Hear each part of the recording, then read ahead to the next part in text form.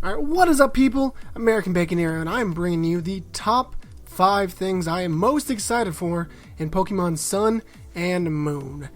And so we're just going to talk about some random stuff. Everything in the list is kind of on the same level field, like the same playing field.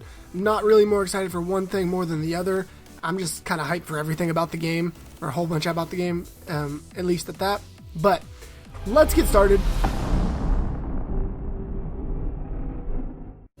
Clocking at number 5, we have the Alolan forms. Not just any Alolan forms, though. Not the Exutors, not any of the other ones, you know. No, we got the Alolan form, Sandshrew and Sandslash, which I absolutely love. I love Ice-type Pokemon. Not as much as I love Bug-type. Bug-types are definitely my favorite, but I love Ice-type Pokemon. I think they're just really cool, and they're kind of underpowered in the game for the most part.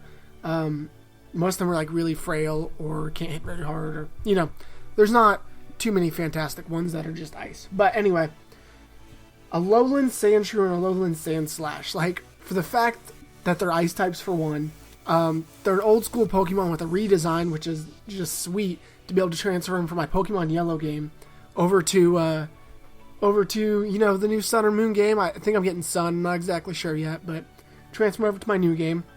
It's really cool. I love it.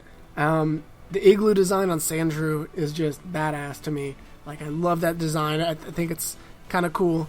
You just need a little, like a little ice climber to go up in there.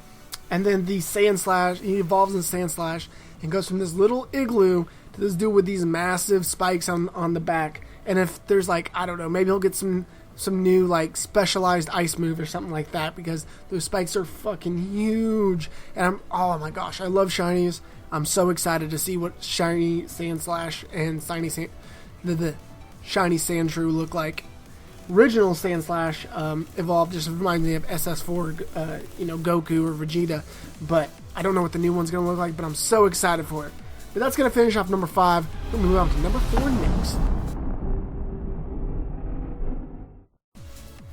Coming in at number 4, we have the Trials system.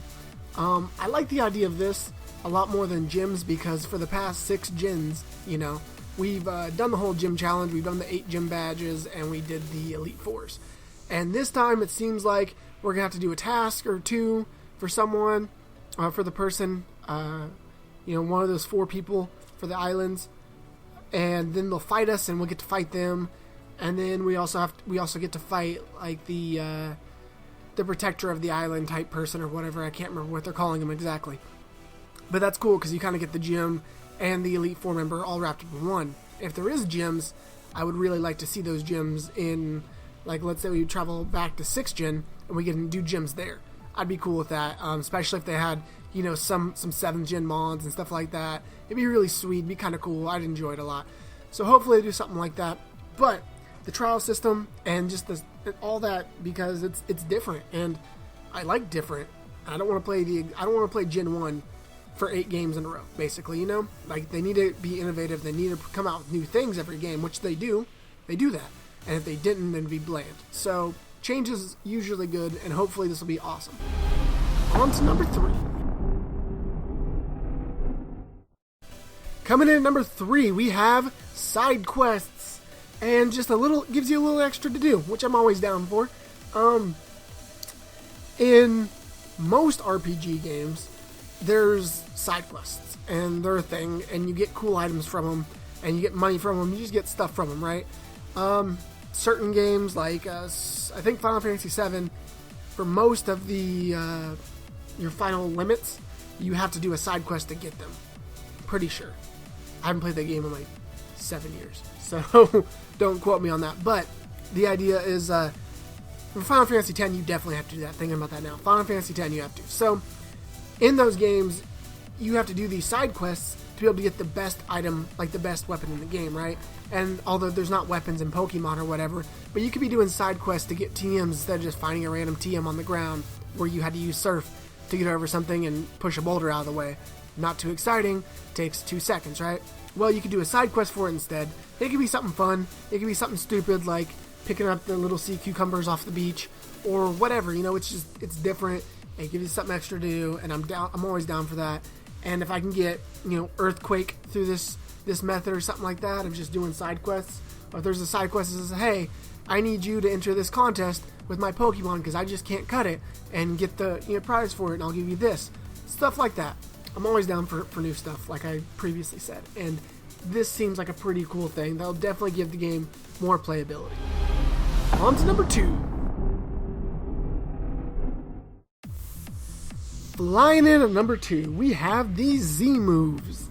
And the reason that they're here, and the reason that I'm hyped for them, is because it's like a bond between you and your Pokemon. And you have to earn the different types throughout the game. So that's kind of cool that, not only do you get to use this awesome move once per battle, but you have to earn them, and it takes time to get all of them, You have to do things, probably some side quests for them, like, that adds to the side quest thing. But I like them more than Megas. And although I do think Megas will be in the game, that you'll be able to have one Mega and one Z move, I don't think a Mega will be able to use a Z move, but I think Z moves will be highly effective when it comes to taking out, Megas or counteracting Megas, because some Megas are super broken and super hard to fight, and you have to, have certain Pokemon to counter those Pokemon specifically, really. And so the idea that we have, a Mega Killer, if you will, or just a really strategic way to, like, alright, which Pokemon, am I going to use the Z move with? And that Pokemon has to hold that respective stone, They have to hold that electric Z stone of their own, and you have to have the electric Z stone in your watch to be able to use it. But it's like, which Pokemon I'm going to use, which Pokemon would this be most effective at, and it just expands the meta that much more, expands the competitiveness and the ideas of, like, be able to get out of sticky situations that much more, which is so cool to me, to be able to just have so many more possibilities and not be able to predict people as well anymore in the online play, but keeping it pretty fun at the same time, and just making people learn more stuff basically for that meta play, because I know they're hyped about that. I'm not a big online player. I would like to play more, and I'd like to be better at it, but for the people who are, I'm sure they're hyped for new mechanics in battling. Anyway, guys, we're going to move on to numero uno. And at number 1, coming in here, this is going to be kind of a cop-out, I guess you could say, but the style of the game. The game in its whole, I love colors. Colors are awesome. I don't like black and whites all that much. For contrast against backgrounds and whatnot, I do like black and white. They do a great job at, contrasting each other and making things stand out. They accent things very well, but as a main color, I don't like them in things, usually. So colors, like I said, colors in general, I love colors. And this generation, the Alola region, seems to be full of life and color and happiness, and the Pokemon are goofy, and the people are probably pretty goofy, and it's fun, and that's what I'm really kind of most hyped for that. I'm hyped to see the style of the game, to see what they're doing with this, because I remember when 6th Gen came out, when X and Y came out, I was blown back by everything about the game, pretty much, from its design and its sprites and the graphics and whatnot. And when Omega Ruby and Alpha Sapphire came out, I was blown back by some of the trainer sprites and the attention to more detail. Like, I remember first time playing through Omega Ruby, I went ahead and I went left after you get that first town, right? And that first trainer, who's just like a youngster, right? He has a Sableye shirt on that's like yellow and has Sableye in the middle and has the backwards hat, and the attention to the details about the boy, like the Sableye and the red, like the colors of the Sableye being correct, which I know sounds goofy, but all the little things are what really gets me in video games or in anything in general. The bigger picture is cool and all, but what makes me go, oh my gosh, this is fucking awesome, is the little stuff. And so I love those little things. I can't wait to see what these trainers are going to look like. Can't wait to see the little accents about them and what the region's going to look like in general. The pretty little views they added, and just to make it gorgeous, and me go, wow, Pokemon has came a long way from those little black and white sprites that I played on my original Game Boy when I was 4 and 5 years old. But that's going to do it for my list here, guys. If you want to comment on anything I had to say, you can go ahead and leave it down there in the comment section. And if you enjoyed it, make sure you throw a like down that button and subscribe for more of this and for my Pokemon playthroughs. Like I'm doing a baby lock on Platinum right now. I'll link that in the description. If you don't know what that is, then go check it out and you'll find out.